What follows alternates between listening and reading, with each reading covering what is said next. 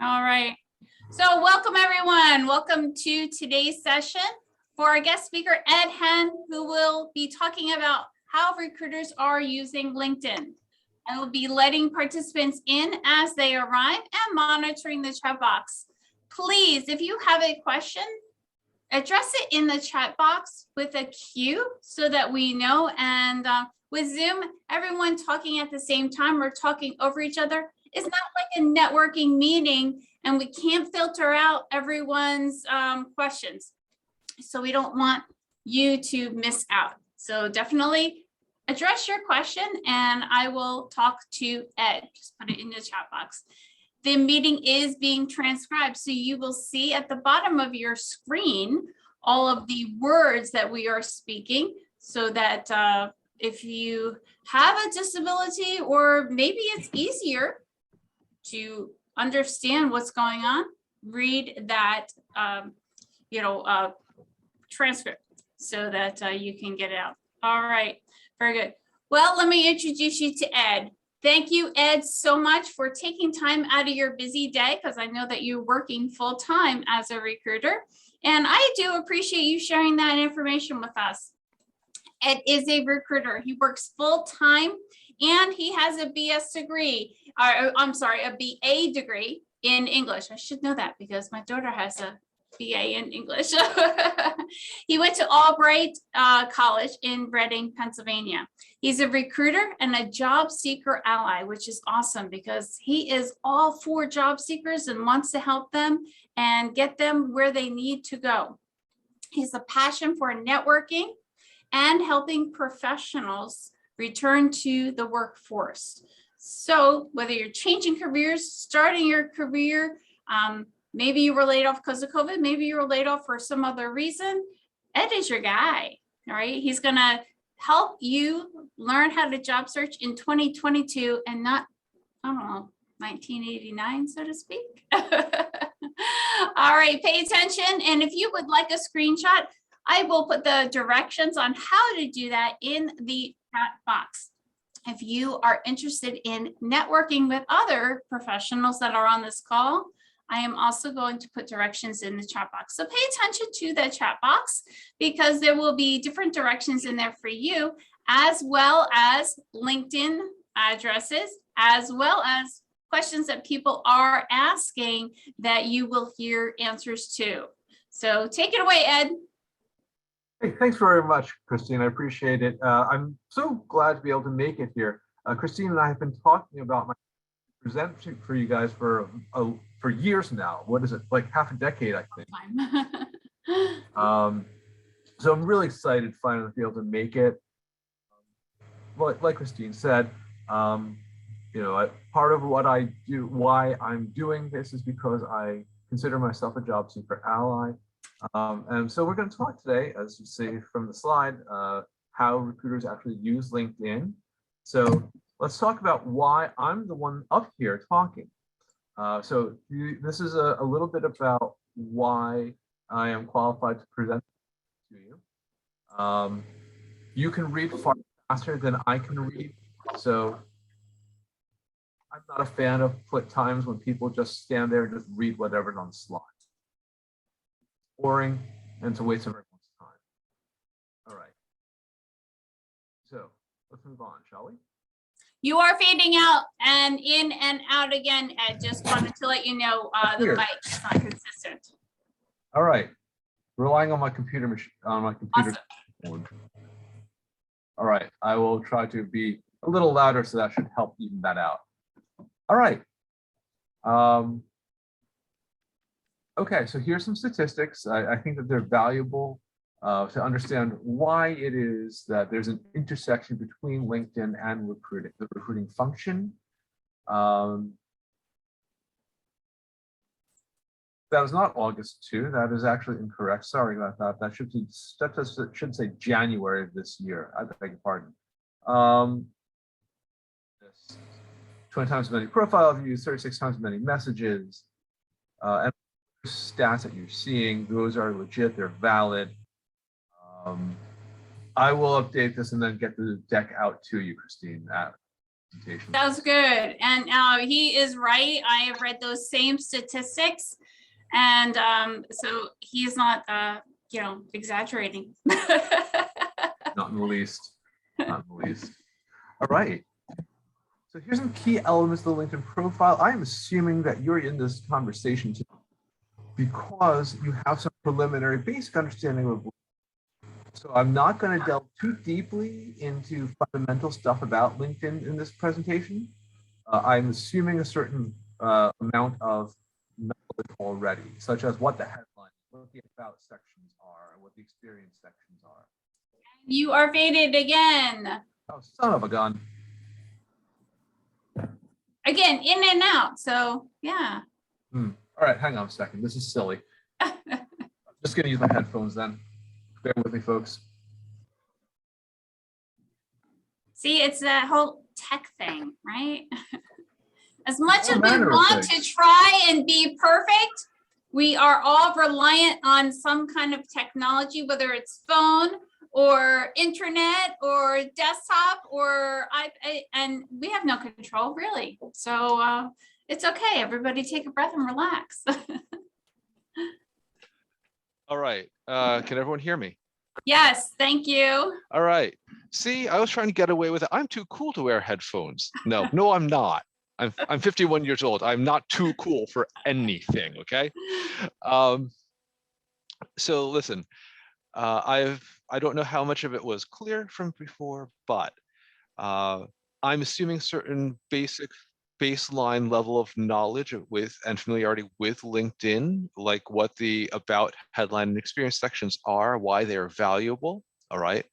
But it's absolutely essential to understand that in the headline, you have 220 characters, but over 50%, over 60% of all LinkedIn traffic comes via mobile now. This has been true for several years. Therefore, what I want you to think about as you craft and think about how you want to get the maximum impact from your headline, because we all know not to just use job title at employer, right? Because that's completely lame. We know better than that, right? The first 80 characters, however, need to appear at the front because that is what will display typically on the mobile app, since that is how most people are interacting with the platform right now. So although you get a whole 220 characters to articulate what you want, whatever it is you want to say, be very mindful about those first 80 characters-ish. In terms of the about section, you need these things to be keyword rich. Whatever your profession, whatever it is that you do, whatever it is you're aspiring to reinvent yourself into now, if that's what's going on with you, you need to understand what the keywords are that are fundamental about being someone who is viewed as credible in your profession, right? So for example, let's say we're speaking of project managers. If you cannot tell me about managing scope creep, managing stakeholder expectations, about staying to budget and staying on schedule, about delivering milestones, I mean, those are things that are important for every project manager, every single one. And so if you can speak to those things, that's really valuable. If you can speak to staying on schedule, speak to staying on budget as a PM, that is really valuable. So in other professions, obviously the keywords change, but the concept remains the same, that these are fundamental skills or practices or technologies. And for those of you who are in technology fields, those things are important. That's what I am going to be looking for when I look for people on LinkedIn. So newsflash, that's the thing.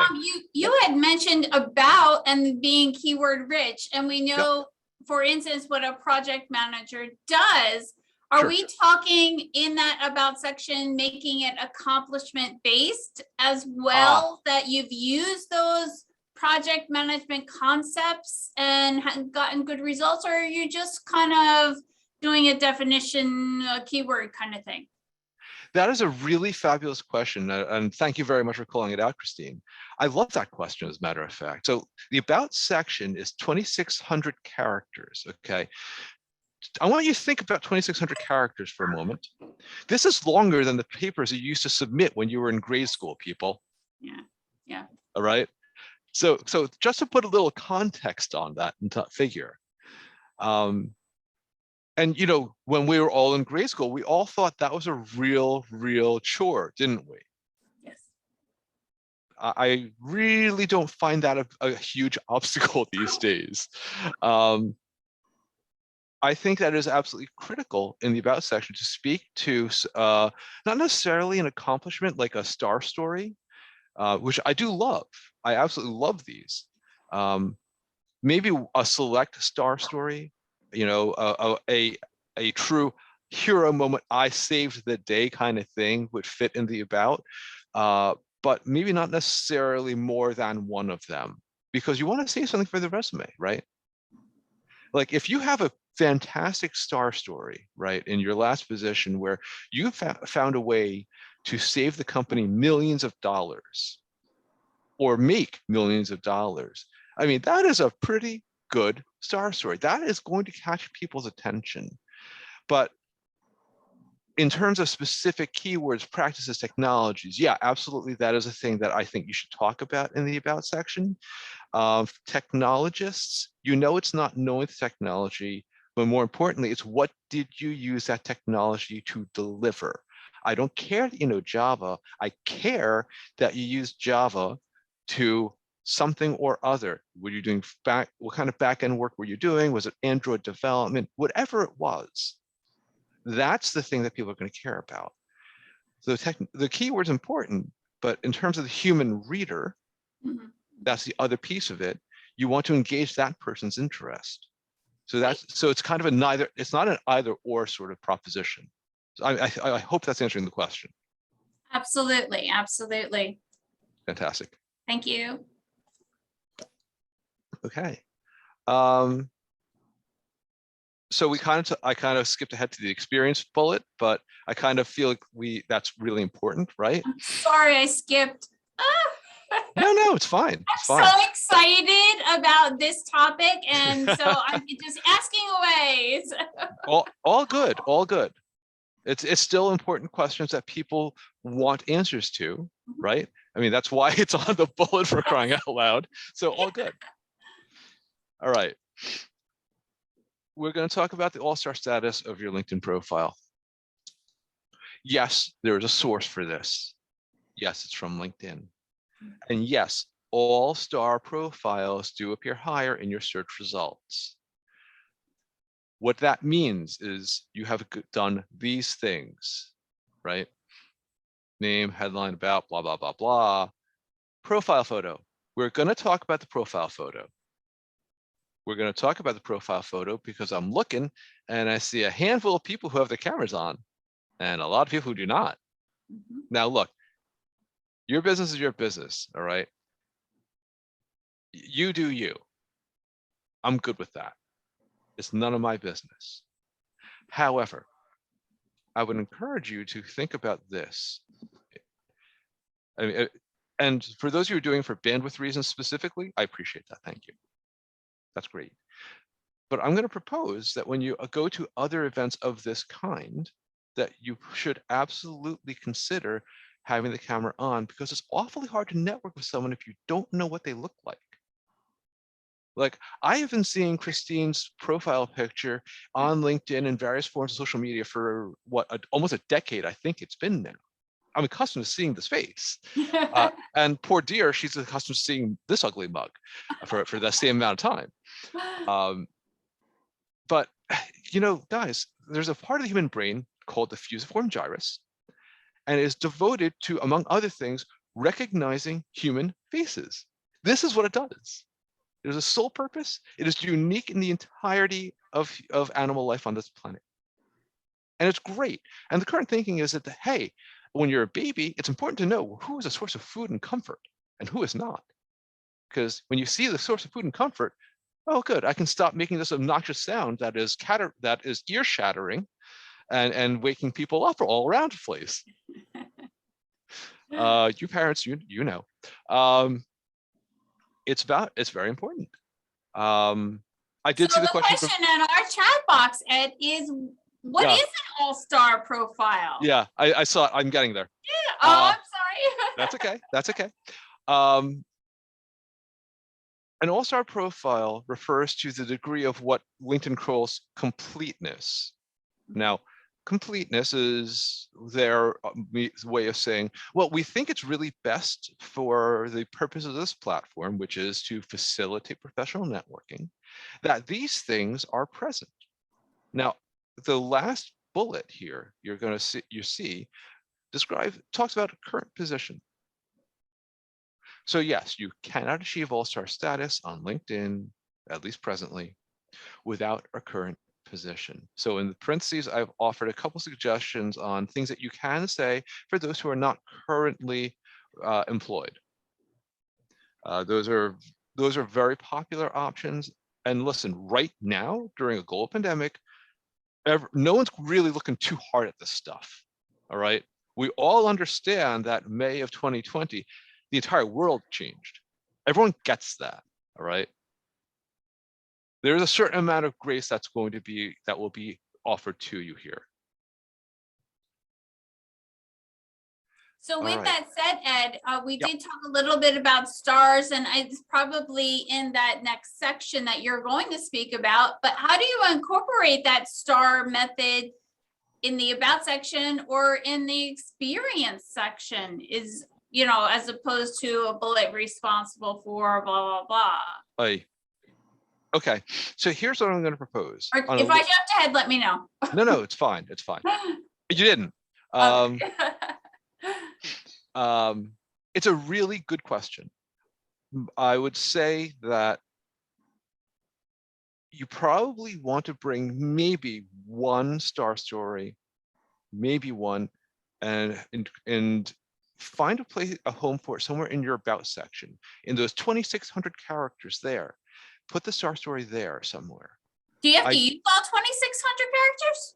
Nah, you really don't. I mean, it's great for keyword and SEO purposes if you want to do that. I personally do not. SEO, for those who are unfamiliar, stands for search engine optimization, which is the practice and science of identifying keywords and which ones are optimal for search engine ranking purposes. I figured someone was probably going to ask that question, so I figured I better stop. Thank you. Address it up front.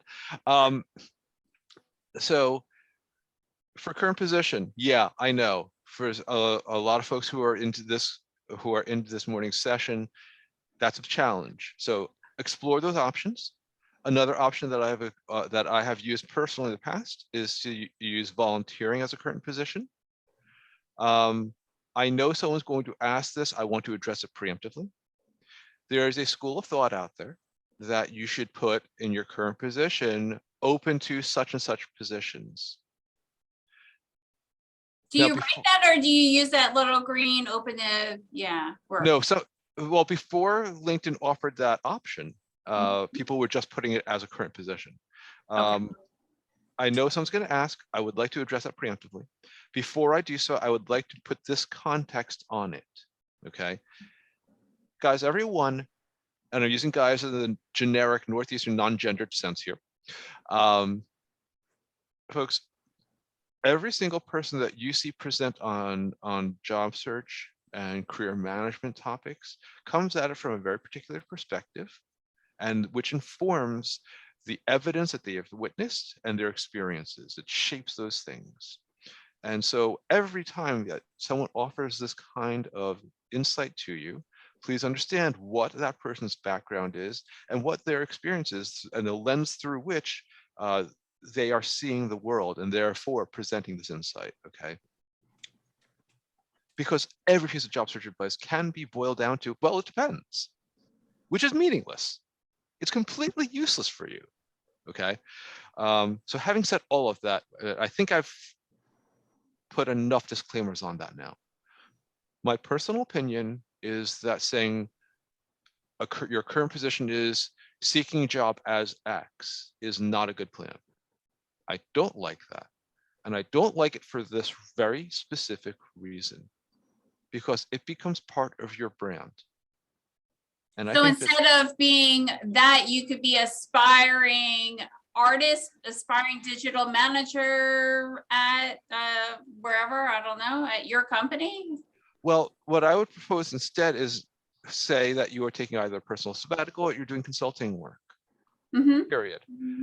Rather than using the current position in that manner. I don't love that. I think that it really messes with your personal branding, which is a really significant challenge. I don't want to be looking at that and that be my introduction to who you are, because a lot of people, when they look at your LinkedIn profile, they're going to see the name, the headline, and they're going to skip right down to the experience, because that's the thing they want to see. Well, what do you do now? And let me And- ask you this, Ed. I Mhm. know that we're talking a lot. You haven't even gotten into how recruiters use LinkedIn, because I know I've done a lot of studying on it and I've been a recruiter myself. So I get where you're going, but we have so many questions regarding this whole profile. I want to try to address those before we actually get into the Okay. meat and potatoes. Yep. And we have 2 questions in our chat box. Whether it's a new grad or somebody in career transition. Yep. What is your take on the whole, the new options that LinkedIn has rolled out? Stay-at-home mom, caregiver. Oh, the career break option. Yeah, there's a lot of talk, and you ask 12 recruiters, you're gonna get 15 different answers. That is exactly right. So I want to know, what do you think? So here's what I think. Okay, so for those of you who are not familiar, in the last couple of days, I think it was, LinkedIn introduced an option to have a career break, and this is intended to address a number of things, such as a global pandemic, but also could be used to describe child rearing, right? This disproportionately affects more women than does men, to be clear, but absolutely this affects everyone. And any number of other things, right? Like the personal sabbatical that I'm describing under current position. My personal opinion is that this is great. I love this. This is extremely helpful, because one of the things in particular, and I know a lot of people who have been impacted by this, is caregiving, right? Either you were ill, or someone in your family, or someone close to you, important in your life, is caregiving. That is fantastically important. I don't think a week goes by I don't see that on someone's resume. Why would you not leverage this tool that LinkedIn has made available? Similarly, I know that there is a little bit of controversy regarding the open to work banner. I love the open to work banner. I love it because what is my biggest dilemma as a recruiter? Well, I can find the people, sure, that's not a problem, but are they interested in looking for a job? Because they often are not. Wait, there's this banner that will tell me? I'm all about that. Was that the other question, Christine? It absolutely, it's part of it. There's so many, there's so many questions and particular, circumstances. If you fill the gap in with consulting, how do you address that when someone runs a background check? At what point in the process do you address it? There's a lot of things that are going into that LinkedIn profile creation. So, again, we're talking about how recruiters are using LinkedIn. Yeah. And we could talk for at least 10 hours. Pretty much. From my understanding, at least I could. Then, so yeah. Christine, let's do this, okay? I recognize that people are going to have questions naturally about LinkedIn, right? Can we do this? Would it be possible to aggregate those questions and I can respond to them in email after the presentation? Yes, absolutely. Absolutely. I don't want to hold you up. Yes. Yeah, because there is a lot of material to move through here, but I also want to be responsive to the questions people are asking because it's important. Absolutely. So if you want, just put your question in the chat box. And if we don't get to it today, Ed will happily answer that question. Yep. And he'll get a copy of that chat box. So he'll reach out to you directly. Yeah, let's definitely do that. Okay. Because Very otherwise it's going to be really, Yeah, really yeah. difficult. Thank Right. you. Thank you. Appreciate that. All right. Thanks, everybody. I love that you're this engaged and want to know more, but we need to move on. All right. Going to talk about this too. We're still in the basics. All right. So those of you who may remember, because not everyone does, when you created a LinkedIn profile, you need to tell them what email address. Does not have to be the only one. I personally think that the third bullet is kind of important. And I say that, I think that the not employer provided bit is kind of self-evident. Not ISP provided may not be as clear. Those of you who are in the 10th, 15th year of your mortgage, you ain't moving. I get it. I understand. But those of you who are not, those of you who have it paid off and are actually would consider relocating, your ISP may not be available if you should relocate. And it's a tremendous pain in the rear to remember all of the things that are tied up in that email address. It is tremendously painful. Now, most services do offer a reasonable means of trying to move around that because they understand this happens. But why not just sidestep the issue in the first place? Yes. Just saying.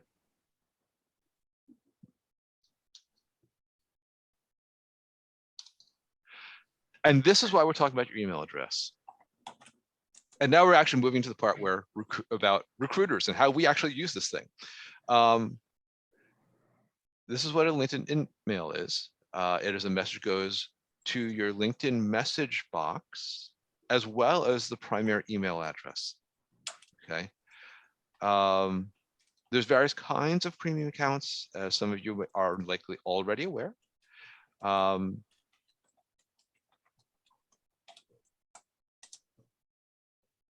But it's important to understand that this is the two different ways that the InMail will be presented to you. All right, now there are a couple of different kinds of people who call themselves recruiters, and this is extremely important to understand because we operate in many very similar ways, but in some really fundamentally important different ones. And If you are looking for a job, what he is saying is so very important. Please, write it down, pay attention, take a screenshot. Absolutely. Go ahead, Ed. Yep. So, so it is, you're going to hear a lot from the first kind because there's just more of them. There are absolutely much more of those guys than there are internal recruiters. I know, I've been one.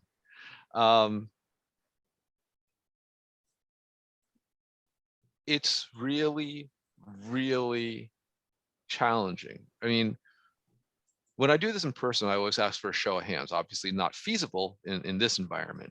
But listen, folks, a lot of you are accustomed to every couple of days or whatever that frequency may be, you wake up and son of a gun, there's like 20 different emails, all from different recruiters, all about the same gig, right? I think a lot of you guys have seen this, right? I see a couple of nods for those you have cameras on. Yep, yep, yep. I've been the one doing that too, okay? This is a thing that happens. There's a lot of them, whole lot of them. All of those jobs are sales jobs because they are trying to sell, number one, the job to you. Very simple, right? They're also, however, trying to sell you to the client. That's the other sales job. And oftentimes, when the things are going well, the third thing, they're going to sell the offer to you again, if they get one, okay? And this is important to understand. In a very big and essential way, external recruiting is a sales job, whether you're actually a salesperson or a recruiter.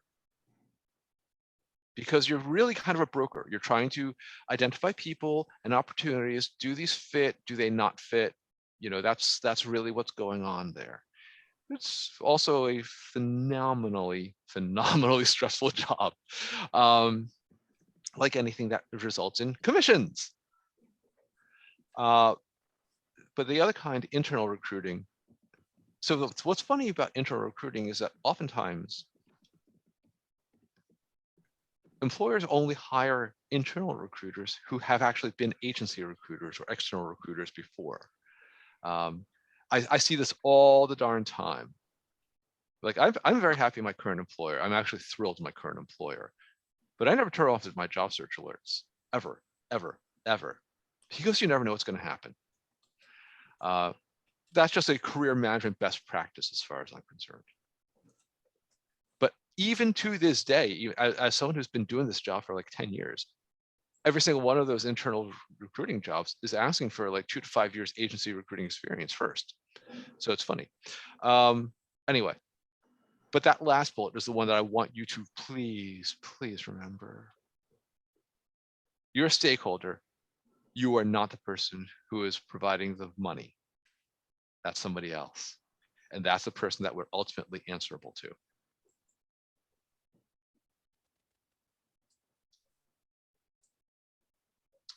All right.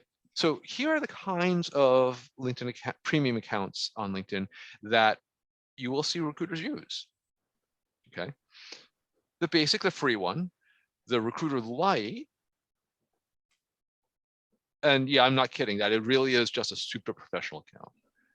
But LinkedIn Recruiter is a totally different animal. And I'm going to show you exactly what that means in just a bit, folks. Okay.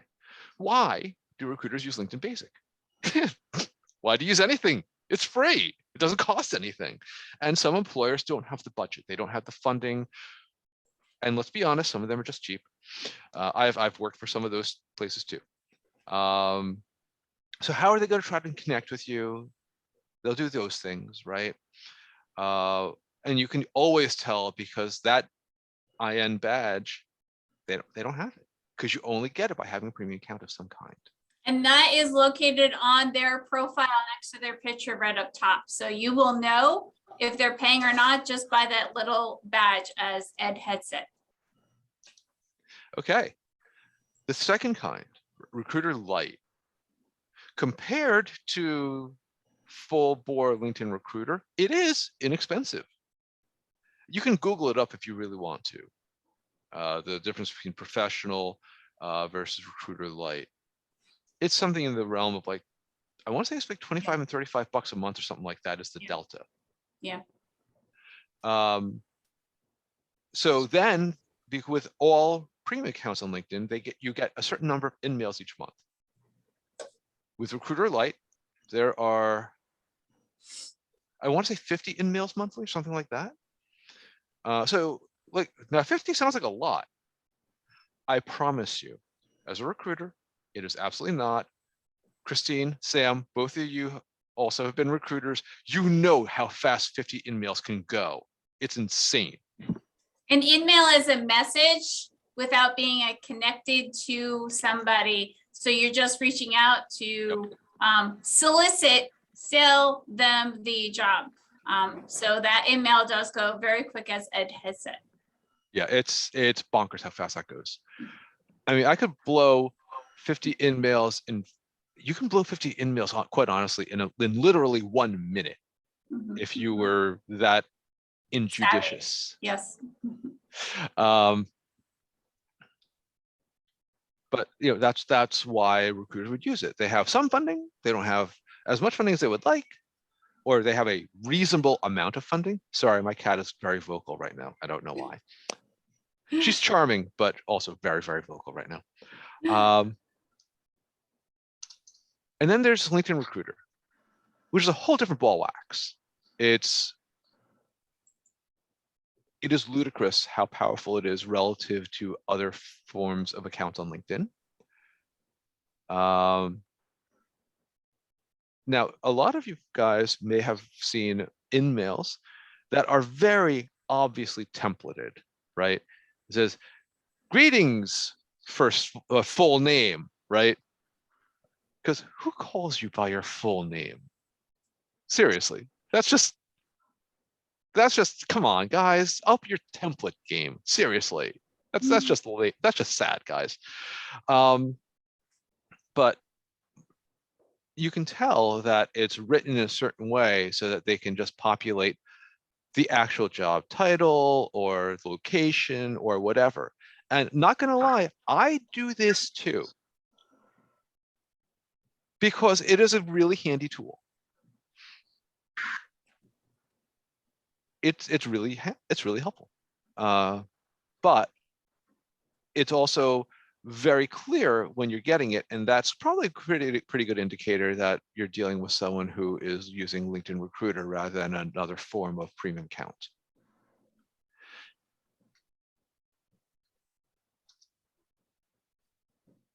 This is very important. There's a really big difference in the way that I used to read a job description before I became a recruiter and the way I read them now. And I don't know if there's other recruiting professionals or former recruiting professionals in this morning's gathering, other than Christine and Sam. I know both of you guys know exactly what that difference is. But as a job seeker, this is the way I always used to read them, right? Do I want to work there? Am I qualified to do this job? And later I got a little more sophisticated. I started asking the third thing, right? Is this a brand I want to work for?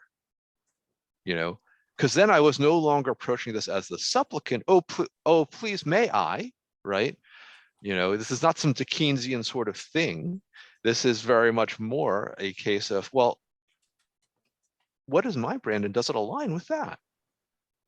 So you're taking a little more agency, a little more ownership, a more active hand, right? In understanding, well, what does my career need to look like going forward? How do I want to do that? Is this position a means whereby I can accomplish that?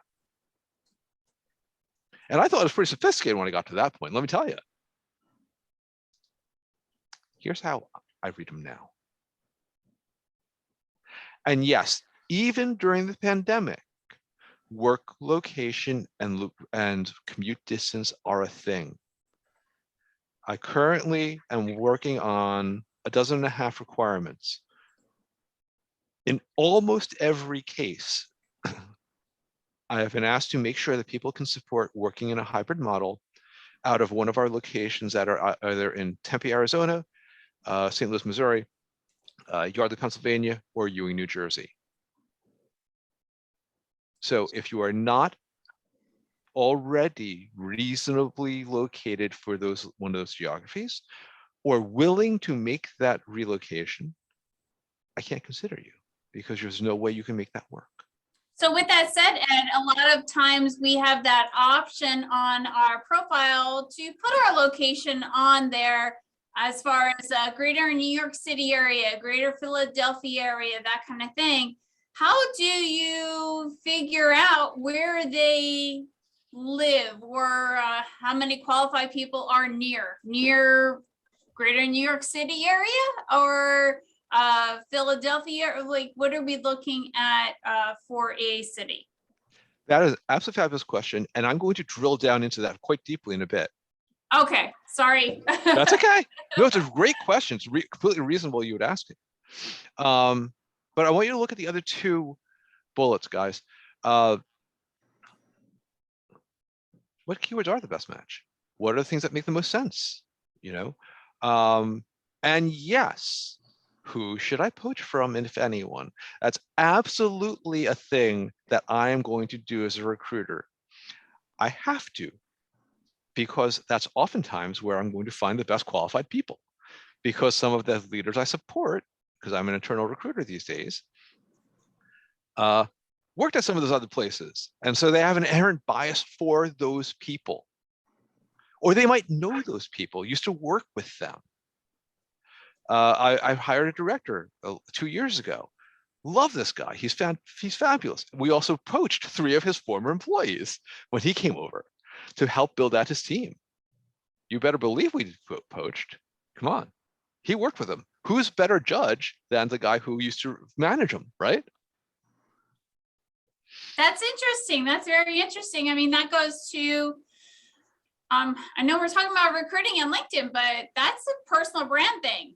Absolutely. There, it's Yeah. demonstrated right there who's saying really good things about you and wants you to be poached. You know, Oh, heck yeah. like awesome. Yeah, What exactly. goes around comes around. There you go. Ain't that the truth? All right. Now we're going to break out the various ways that recruiters look for you using the various kinds of accounts, right? Now, when I said that the Recruiter Lite account is basically a souped up professional profile, this is why it is largely the same tools that are available, okay? The LinkedIn search, which almost all of you already know. Christine, I'm going to talk Boolean. I know how much you love that. I do. And I actually wrote down notes from past presentations because I was like, oh, I never said it in that way. And I think that is awesome. So Oh, okay, cool. definitely go for Excellent. it, Ed. Awesome. So yeah, these are the ways that people who have a Recruiter Lite or basic LinkedIn accounts are going to try to find talent, okay? And now, a digression.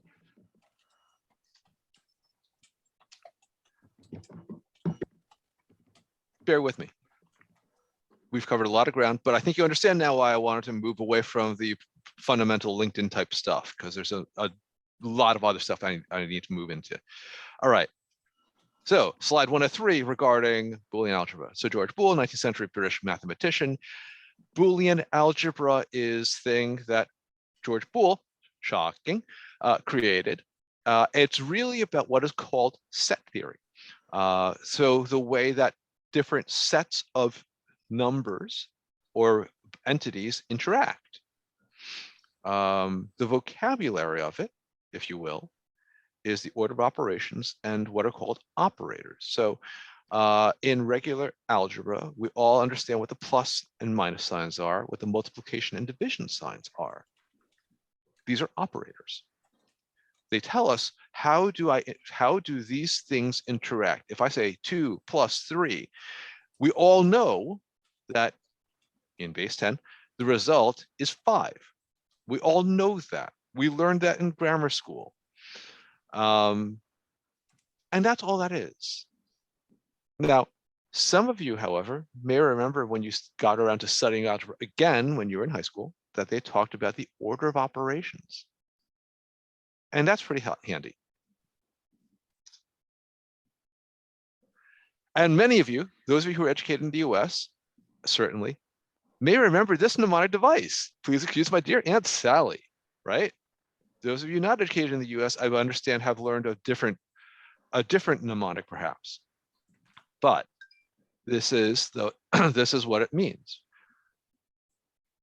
P parentheses, E exponent, MDAS, multiplication, division, addition, subtraction. Okay, so quick refresher on basic algebra concepts for everybody, for those of you who are not especially familiar. Now, in Boolean algebra, we use different operators. And these are the operators that we use. And there's other ones, to be clear. We're going to talk about those in a bit. But and is basically the plus sign. Not means this without other thing. This or other thing, I think it's pretty clear. Parentheses again appear, as you can see.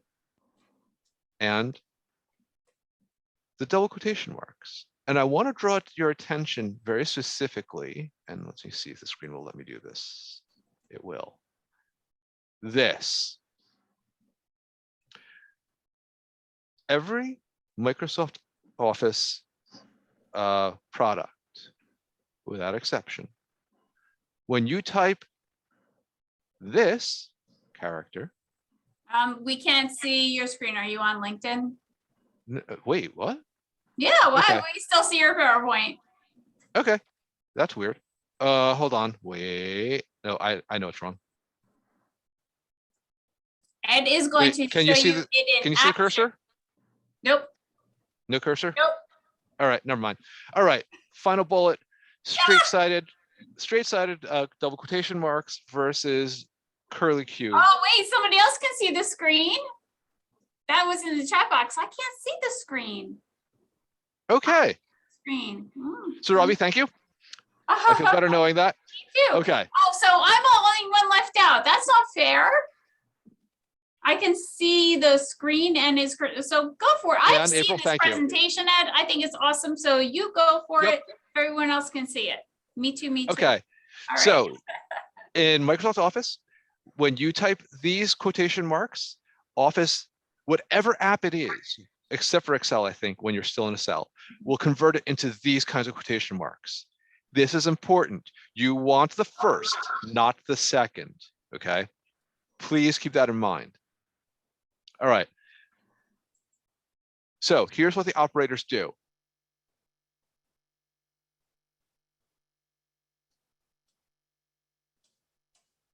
Now, the explanation presumes only two items being compared, right? So you have item A and B, and that's what that explanation means, right? Excuse me. Please note that open quotes XYZ close quotes means exactly XYZ. So if you type iPhone,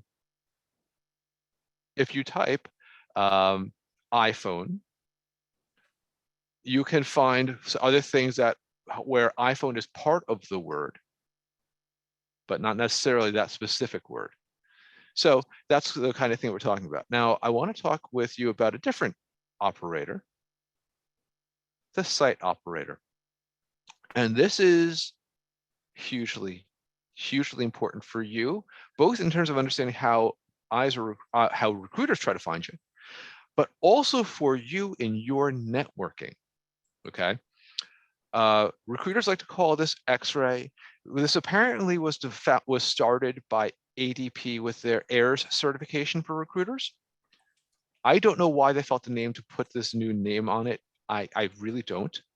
But they do. It is very commonly used among recruiters. Most of us actually don't know where it came from. I only learned this researching this presentation a month or two ago. Excuse me.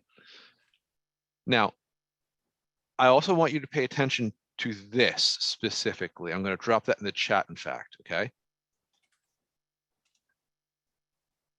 Hold on. Helpful if you use the right keyboard, huh?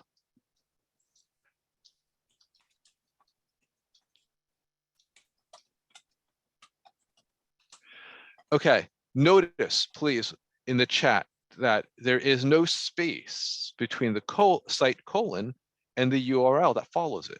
That is important because that is the only way it knows. Christine, that's a great question. You type them by not typing in Microsoft Office. It's really that simple. Open up WordPad, open up an email application, type it in your browser if that's what you're using. There you go.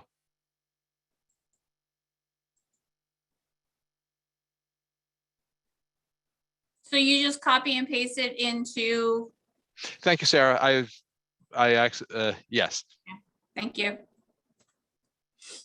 So yeah, do a lot of copy and paste. I mean, we've all been doing a lot of copy and paste for decades, right? For those of us who are old enough to say that. Same idea. Let me see. Okay, so this is how recruiters use Boolean logic, or at least it's a quick introduction to how recruiters use Boolean logic and Boolean algebra in order to find talent. So some of us see your PowerPoint still, and some of us see your LinkedIn page or the page you're using to use that Boolean search. So just keep that in mind as you're going. I'm very confused. I know. I don't understand. That should not be happening. I know. Okay. Well, Yeah. let's. They're special. Yeah. I don't All right. see LinkedIn. I still see the PowerPoint. Okay. Yeah. So just All let right. you know. So whoever's missing out on the slide deck, I'm sorry, but I will make the slide deck available afterwards. Yes, absolutely. All right. So having said all that stuff, let's move on. All right. This is how recruiters use Boolean logic to try to find people. Now, this applies for the recruiters who are using a LinkedIn basic account or a LinkedIn Recruiter Lite. Because there are some search options available, but frankly, the search options available on the basic accounts, they're okay, they're not great. Now, some of you may remember what polynomial equations are. For those of you who do, I'm sorry. For those of you who don't, you lucky so-and-so, I have to remind you now. So basically what I've done here is I have combined them for the various kinds of operators in an increasingly sophisticated fashion to show you the full range of options available when you do this stuff, okay? Now, the first example.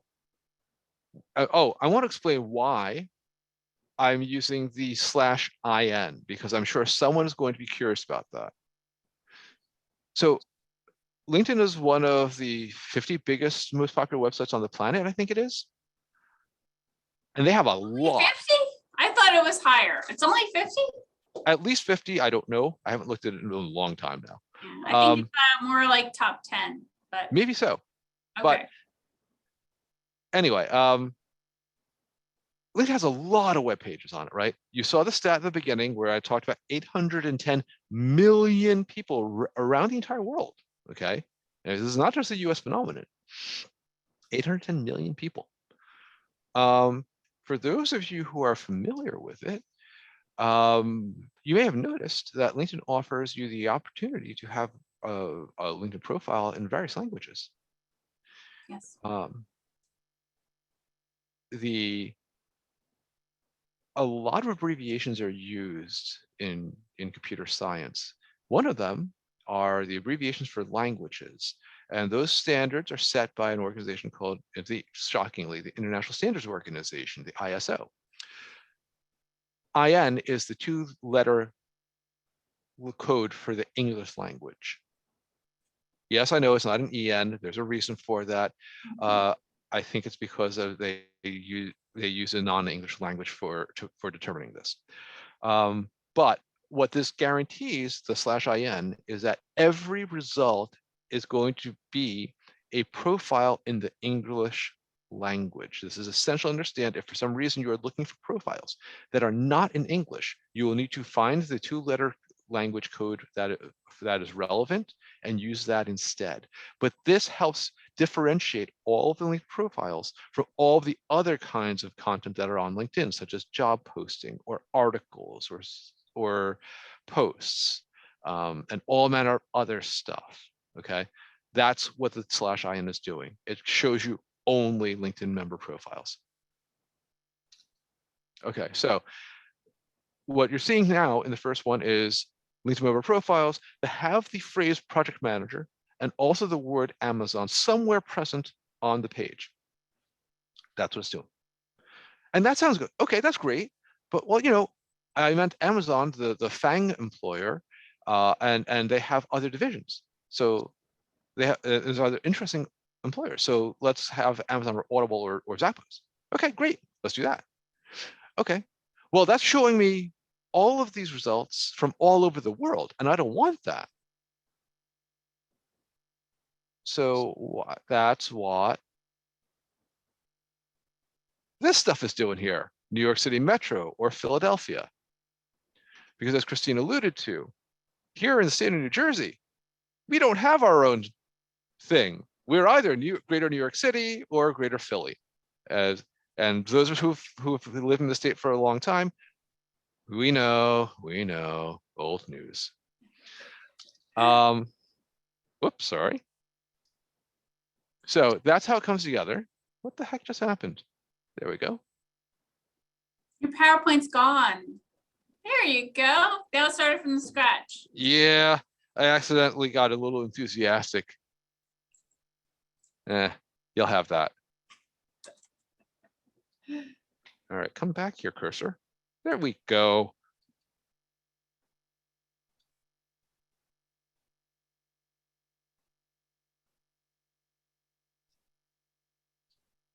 Okay, so LinkedIn identifies people's geographies based exclusively on the zip code. Those of you who remember setting up your LinkedIn profile may recall that what you were asked to provide a zip code. And every zip code in the US maps to a major media market.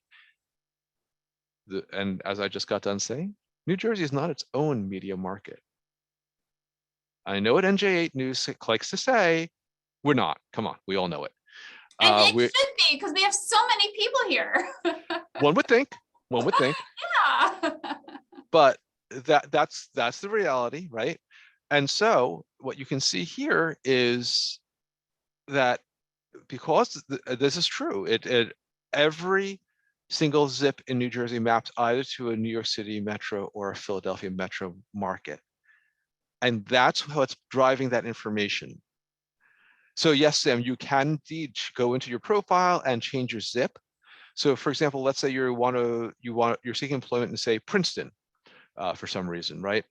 Maybe you happen to live on the border between, and that's actually more attractive. And despite the fact that Route 1's a terrible road to drive on, you don't mind. Because we know it, Route 1's terrible.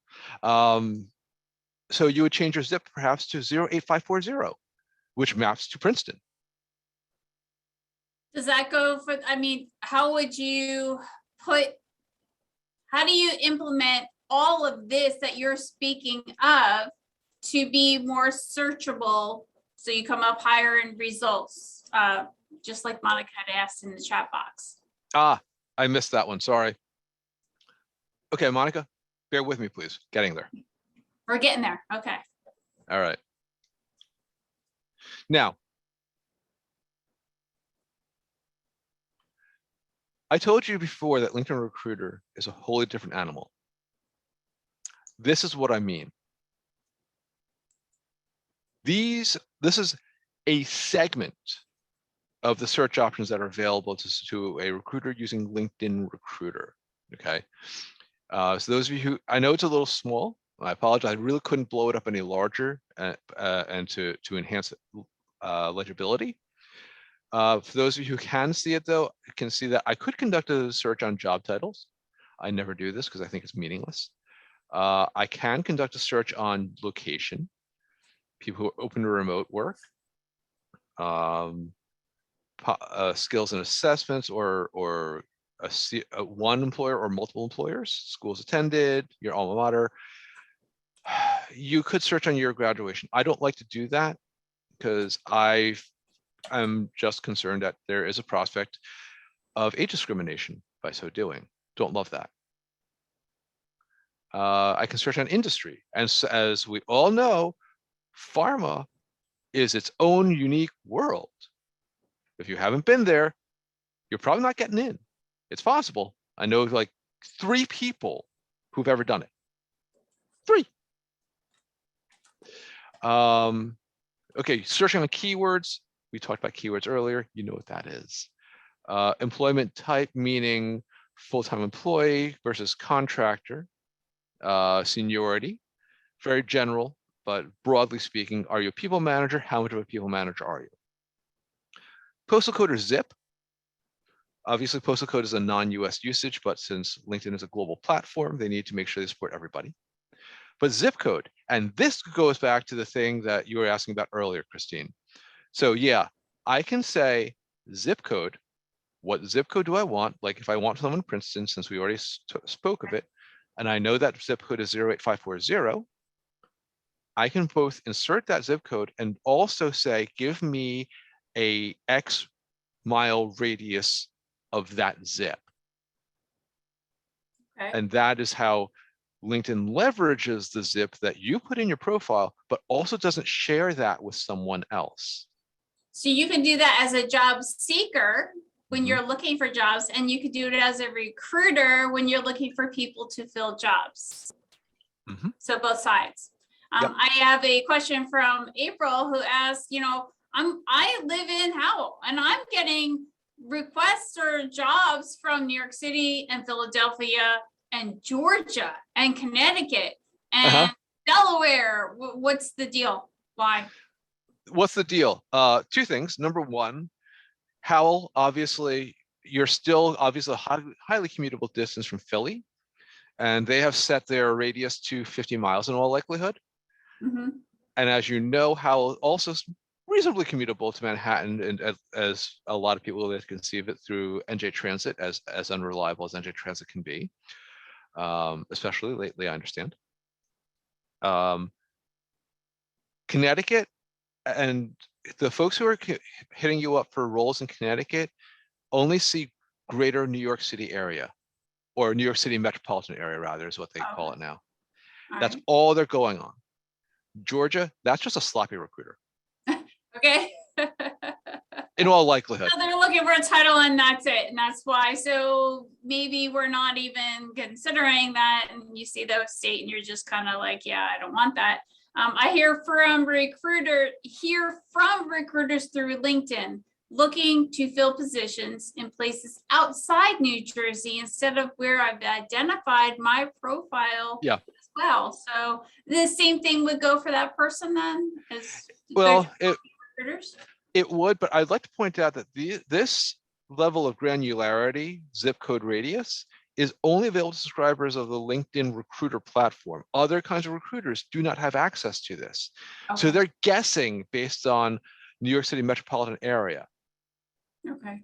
Okay, that's what's happening. Open to relocating a different town or a different metro area. They live here, but should they change their No, profile? what you should do is you should identify that on your profile. There's this place on your profile where you can say, I'm open to work. And also, by the way, I'm open to these kinds of job titles, this kind of geography, this kind of commute, and also would be open to relo.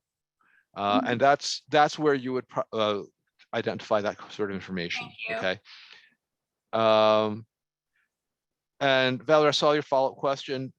That information is only visible to the users of the LinkedIn recruiter platform. Other kinds of recruiters cannot see that information. Okay. And April, I'm sorry, again, sloppy recruiters. This is unfortunately not exactly uncommon. Okay.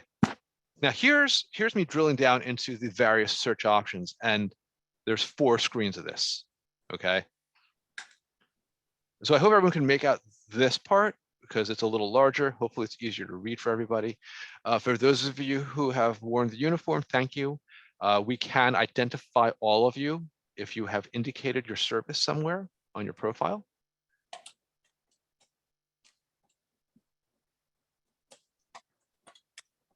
Current, past employers, that's always very interesting content for folks. Recruiting activity doesn't really affect you in a meaningful way. It really refers to, did I do anything with this LinkedIn profile in LinkedIn Recruiter? That's all it's really doing. So it's a little meta and not especially relevant, but I'm including it for the sake of completeness. I can search on first and last names or network relationships. I typically don't do that. But because I don't typically find a lot of value add there, but it's certainly an option. I can search certainly on things that you studied in your formal education. Company sizes. So this is interesting. I actually have a rec I'm working on right now where I need someone who's worked at a company of a certain minimum size, just because the volume of work that this person is going to be expected to do in the current job that I'm recruiting for doesn't happen in smaller shops. So there's a belief in the SVP I'm supporting in this need that they need to have a certain minimum size to get it. No, I've heard people being recruited that worked at big companies in the sense of maybe they have PwC or Chase Right. or JP Morgan. Is this the place that recruiters would enter that information so that only those profiles came up? That would be one such place, sure. Yep. Mm-hmm. A GE, I think they're an awfully large employer, right? Mm-hmm. Yeah. And with many diversified fields of interest and revenue streams. So some of you may be familiar with the fact that LinkedIn offers the ability to follow a company page. You can identify things like this, but I'll be honest, it feels kind of cheap to use that, you know? It it's kind of like you're just kind of, it's kind of an ego stroke to say, oh, I only want people who are following our brand. Really? Get over yourself, guy. All right. Now,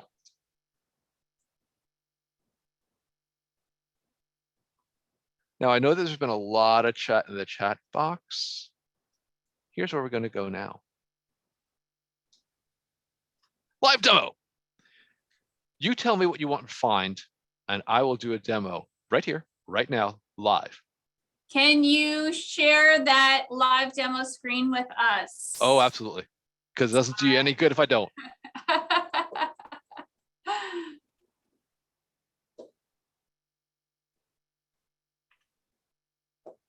Okay, Robert, I see the question. Give me just a minute here, okay? Anybody else? Put it in the chat box if you're interested, and we'll get to as many as we possibly can. Well, I'll do a few. I can't do quite as many as all that, although I'd love to, of course. You have your LinkedIn open and then you're sharing screen again, press share screen and then click on LinkedIn. Okay. So you're So hold on a toggling between sec. your PowerPoint and your LinkedIn, Exactly right. And hang on a sec. if it works. Yeah, that's the big question. Is it gonna work? Mine works at work, but it doesn't work at home. I don't know what the deal is with that. So That's so weird. same account. Yeah, I know. That is so weird. Yeah. I have no explanation, and it mystifies me, frankly. All right. And let's see. New share? No. Come on, where'd you go? Oh, criminy.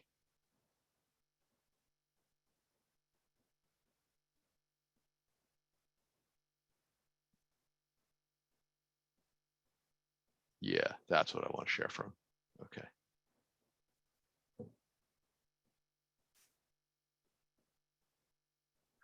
All right. Give me a Yay! sec, folks. We see it. All right. Now, All right, so the first one is Robert is looking for a COO in Greater Philly area.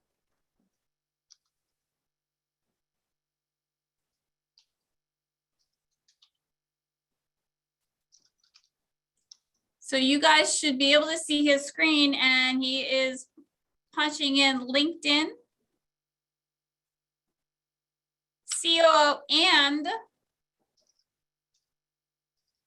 in quotations, Greater Philly area. yep. All right. Give me And a he sec spelled here. out the word Philadelphia. Yep. Because remember, computers are stupid. They only know what we tell them. And let me move my chat window. Okay. Now, what I love about Google is it tells you how many results there are and how long it took to find, because, you know, they're showing off because that's the thing they can do. All right. 522,000 results. Yeah. Now, this does not necessarily mean that in the greater Philadelphia area, there actually are over 500,000 COOs. What it means is that the expression COO appears on that page. It does not necessarily mean a chief operating officer, although clearly it does in this instance and here. But it could also be taking an abbreviation, or someone could be using the word coup for all we know. So don't get too excited with this. This is why this is much more of an art than a science. Okay. Now, if you wanted to narrow down to a particular industry, right, like say medical or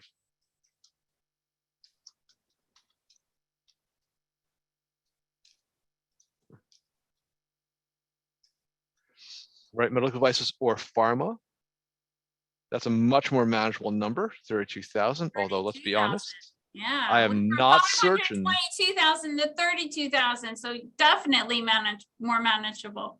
Yep. Still a lot. It's a lot. I'm still not looking at 32,000 freaking LinkedIn profiles, guys. I'm just not doing it. I'm going to find other criteria to help narrow that down even further until it's a manageable number. A couple dozen I can look at, that is a reasonable investment of time. But if I go to my boss and say, hey, by the way, boss, I'm going to look at 32,000 LinkedIn profiles. If she was capable, she would walk over and slap me. What are you doing? No, that's dumb. No, that's way too many to look at. No. So the question in the chat was, how do we make ourselves more marketable? Well, if you only have COO, then maybe you want to be a little bit more specific, such as COO in pharma, so that you go to the top of that result, as opposed to somewhere in the middle of 522,000 people that will never be seen. But more importantly, think about some of the other criteria that are important, right? Let's say you're an accounting professional, and you're really big into, oh gosh, what is that thing called? Procure to pay. No, you're a sourcing professional and you're into procure to pay. Because I know that's a big thing in the last year or two in sourcing and logistics. You had better plaster that in multiple places on your about section, in your work experience. Heck, you could even throw it into your headline, and you got 220 characters. Why not? Right? Because you want that to show up. And by the way, the stuff in the headline is weighted extremely heavily by search algorithms. I mean, it's your headline. It should be meaningfully more relevant than the 10th position that you job on your profile that you did 20-something years ago, right? I mean, that stands to reason, doesn't it? You're not going to brand yourself after something that's 20 years old. You're going to brand yourself after the stuff that is current, that is meaningful and relevant today. So I agree. The great way to figure out where you land or where you show up is what we always say: Google yourself. Google yourself where you come up. Love Use that. the method that Ed is teaching you now to Google your profile. See where you come up. I have been and looked at many career counselors just to see where they're at. And because they're stuffing career counselor over and over again, they're coming to the top. And who knew? Because it's not somebody that we necessarily talk about, but SEO says they are the #1 person. So you need to figure out where you want to be on those search results. Yes, it's one more thing to do for job search, but if you are relying on recruiters finding you, you might want to spend some time doing that to get better results. Yeah, look, folks, I mean, the fact is, this is not a thing where you should put all your eggs in any one basket, right? We all understand that, I think. But you want to make the most of the time you invest. So this is really just an investment. And I think it's really essential to understand it in that way. All right. Now, I saw there was a question from Janet regarding certified coaching specialist. Janet, can you mention in the chat, please, if there are any particular certs that are especially relevant in that space? That would be really helpful. CCS, Janet says. Thank you. CCS.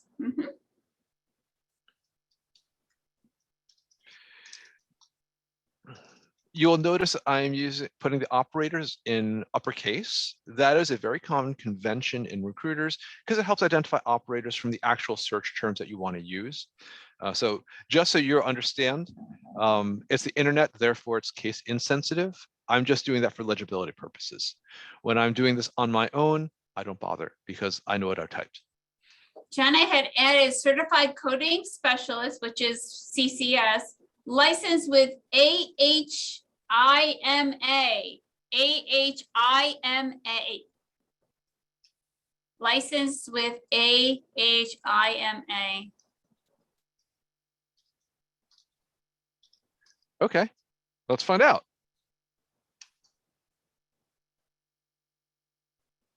There you go. All right, so the first result in executive director, there's only 400, there's under 500 folks across all of English language LinkedIn who meet that criteria. You gonna read all 500? Oh, heck no. Give me a geography and I can narrow it down to a meaningful number.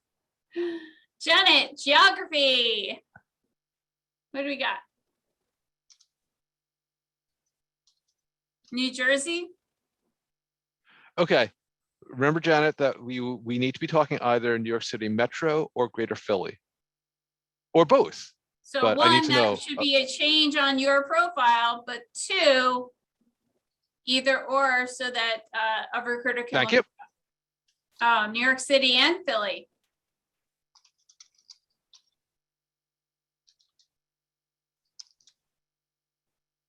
What do you have on your profile, Janet? Do you have Morris County? Or do you have New York City Metro, or do you have Philly Metro? It's on your Wow. link. Morris. Oh, I Okay. need to set up an account. She got nothing. All right. All right. Now you know where to Literally start. one person. One person. One person. Wow. And notice where they live. Rancho Cordova, California. So Wow. somehow this person perhaps used to work or live in either Philly, the Philly area, or the New York metro area. Okay. Let's find out. I'm awfully curious, and I bet you guys are too. I actually am. I mean, you know, the great thing about this question, Janet, is that you found us a set of criteria with one entire result on all of English Language LinkedIn. That's amazing. I've never, in the 10 years I've been presenting, had that happen. Janet says a lot of CCS people work remotely now. Maybe that's it. Fascinating. Yeah, it is. Absolutely. If we're not part of that medical field, then Bing, bing, bing. we're This is being it. educated too. Ah, Northwell. There you go. That's got to be it. All right. Well, Interesting. there you go.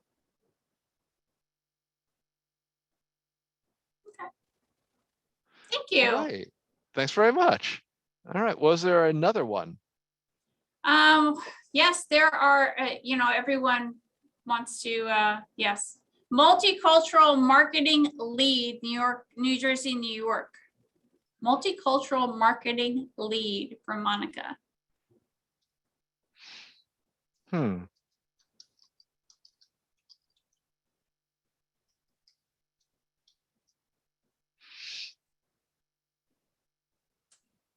New Jersey / New York.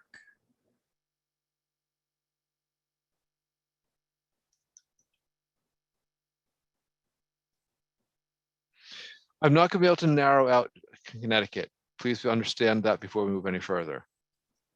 I can't because that's still New York City Metro, and that's as close as I can get. Does the and or have to be capitalized? I spoke to this earlier. No, it does not. There's a standard convention when identifying operators, especially because these strings can get very long. You may recall one of the slides earlier, I had things that was like 3 lines. Mhm. And it would have been a real pain to try to find the operators on that one. All right. You still have COO. Ah, in that's why. that, search criteria. Let me drop that out. Yeah. Yeah, multicultural marketing lead does not sound like a job title I would hear a whole lot of. So I'm not sure that's necessarily an ideal criteria to look for. LinkedIn is saying, I can't find the thing you're talking about at all. But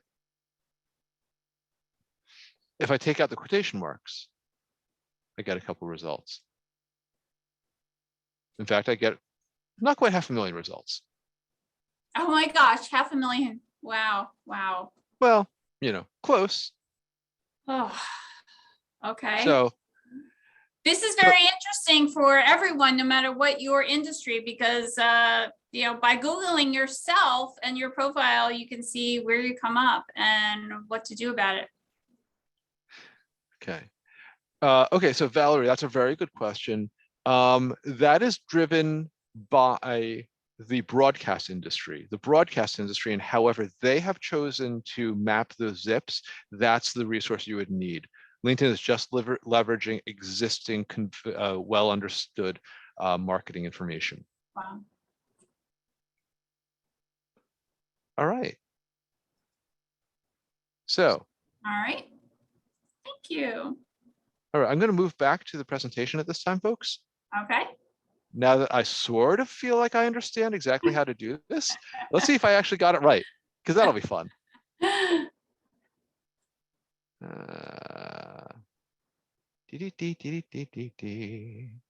Yeah, that's the one. You got it. Excellent. I see 2 slides, just so you know. Okay.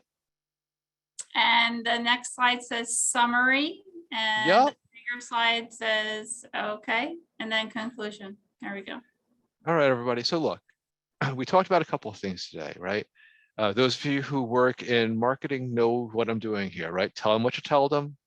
Tell them what you're going to tell them. Tell them what you told them, right? That's what I'm doing. So there's a couple kinds of recruiters out there. It is absolutely essential in working with recruiters to understand which kind you're talking with, because let's be honest, there's money on the line here, and you deserve every part of it you can get. That's going to be driven in some part by the kind of recruiter you're dealing with. We talked about the resources that recruiters have available to them. And of course, not all recruiters have the same resources. And I want to be something very clear here. I mentioned that LinkedIn Recruiter is fantastically powerful, and that Recruiter Lite exists because it is considerably more affordable. To just drive home exactly what LinkedIn Recruiter costs, you can buy a very, very nice car, or you can pay for 2 years of LinkedIn Recruiter. So just so you have some context, all right? But irrespective of what kind. And I want to piggyback off of what Ed just said. LinkedIn Recruiter is for recruiters. And that does not include the cost of posting a job on LinkedIn for the jobs that you happen to see that are open. Correct, Ed? It does not. So how much does posting a job on LinkedIn cost in addition to having a license for LinkedIn Recruiter? Well, that's actually a little complicated because, as you can imagine, the sales guys try to make it not easy. Yes. Like if you're buying a job posting a la carte, Mhm. I think it's something like $600 for 1 month. Yeah. Something like that. Yes, filled, not filled, 30 days comes up and then it's still open and you're out of luck. Yep. So you might see LinkedIn Recruiter and a job post, you might not. And some recruiters have access to that option and some may not.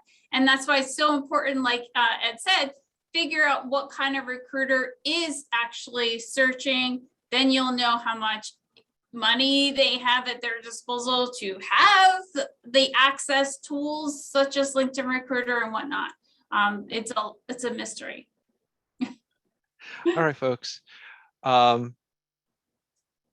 Thank you very much for your attention this morning, everybody. I really appreciate it. Love all the questions. There were some really excellent questions. Thank you for your time. Appreciate it. Thank you so much for sharing and your information, as well as being able to reach out. Ed will answer any questions that you have and modify some of those slides to give you the most current information and send them to me so I can send them to you. I will also send you the URL recording of this session. Thank you so much for attending. And Ed, thank you for spending so much time with us this morning, because I know you have to go to work. So thank you for letting you attend and speak today. We appreciate that. So thank you again. And hopefully we will see you in April for our next guest speaker. All right. Have a wonderful day, everyone. Enjoy the sunshine. And we will talk to you soon. Take care. Bye.